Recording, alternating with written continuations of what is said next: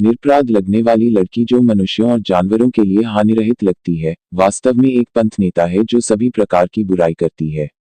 वह मानव शवों का उपयोग एक भूमिगत राक्षस को खिलाने के लिए करती है। जब यह चीज फलती फूलती है तो एक शहर खूनी तूफान में बदलने के लिए अभिशप्त है। इमारत में हरी लताओं का जाल फैला हुआ है। वे हवा में तैर रही हैं और समय समय पर एक मनुष्य को ले जाती हैं। जो कोई भी यहाँ होता वे निश्चित रूप से चौंक उठते क्योंकि हरी लताएं छत पर एक के बाद एक खड़ी होती। ये लताएं वास्तव में देखने में फंसी होती हैं और यह रहस्यमय राक्षस उनसे सबसे अच्छा हिस्सा छीनता रहता है। एक धुएं की गहरे लाल रंग की लहर निकलती है और कमरे में मौजूद क्लोरीन सभी एक साथ कांपते हैं। अगली ही सेकंड में ये हरी लताएं सेब उगाती हैं। चमकते लाल रंग से लोग ललचा जाते हैं और पूरी इमारत हरी रोशनी में लिपटी होती है। ऊंचाई से पुजारी अपने आप बुदबुदाते हैं जैसे कोई अनुष्ठान कर रहे हों। दूसरी ओर कहानियां चर्च में वापस भागती हैं। इस समय प्रार्थना समारोह लगभग समाप्ति पर है। केवल 3 छोटे लड़के बचे हैं। वे निर्दोष हैं और उन्हें यह नहीं पता कि खतरा आ रहा है। उन्हें मुस्कुराते हुए बुलाया गया, उसके पीछे एक कोमलता छुपी थी लेकिन यह जल्दी ही छिप गई। हालांकि ये भक्त जो सच्चाई नहीं जानते, वे अपने बच्चों को सबसे पहले बपतिस्मा दिलाने के लिए उत्सुक थे क्योंकि उन्हें लगता है कि केवल बपतिस्मा प्राप्त करने वाले ही सच्चे बच्चों के रूप में मान्य होते हैं।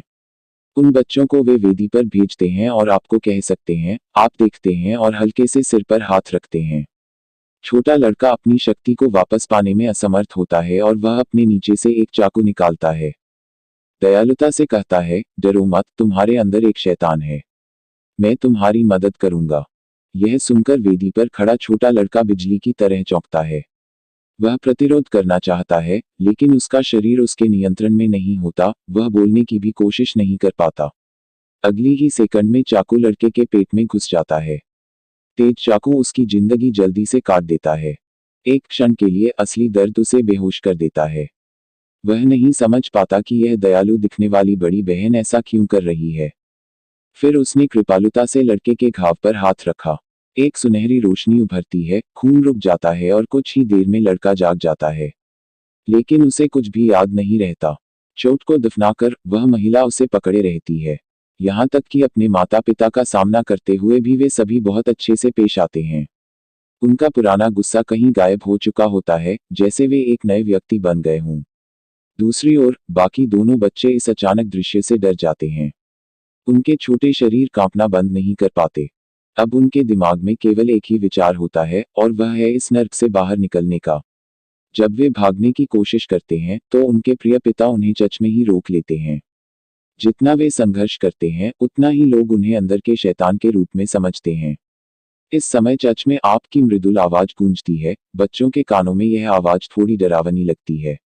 अभी अभी इन बच्चों का बपतिस्मा आप द्वारा किया गया है। वे खाली शब्दों में बदल जाते हैं, उनकी पहचान और भावनाएं खो जाती हैं। हालांकि इन माता पिताओं को अब बच्चों की शरारतों की चिंता नहीं रहती।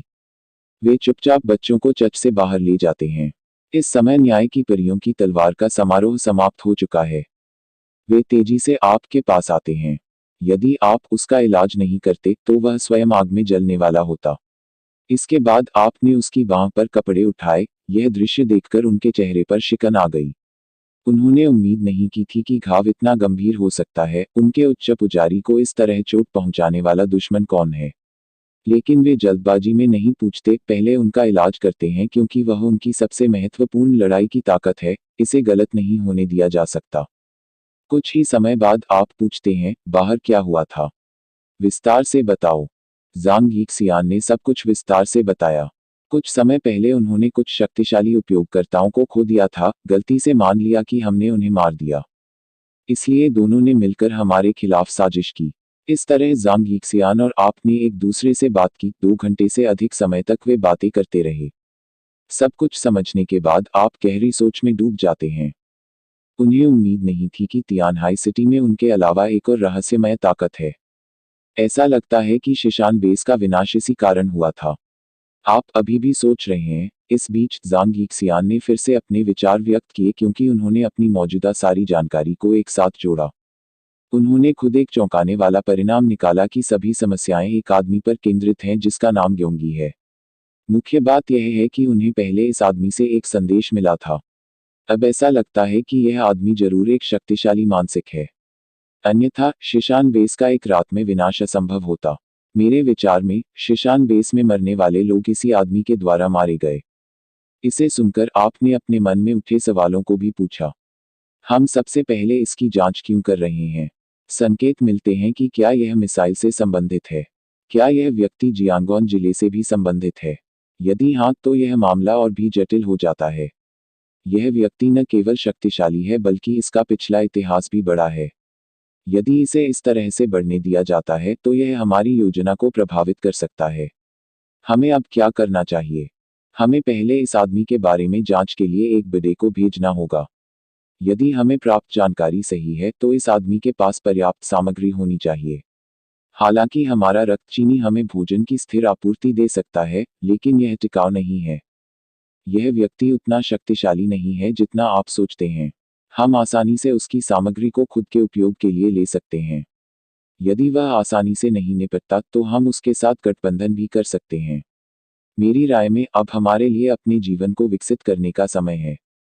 यदि आज की तरह स्थिति फिर से होती है तो हम इसे संभाल नहीं पाएंगे।